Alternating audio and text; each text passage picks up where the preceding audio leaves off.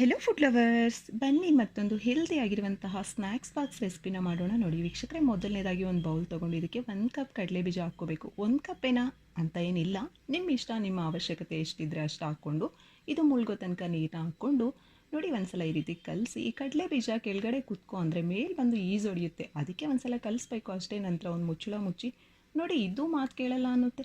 ಸರಿ ಬಿಡಿ, ಮತ್ತೊಂದು ಸಲ ತೆಗೆದು ಮುಚ್ಚಿದ್ರೆ ಆಯಿತು. ಮುಚ್ಚಿ ರಾತ್ರಿ ಎಲ್ಲ ನೆನೆಲಿಕ್ಕೆ ಬಿಡಿ.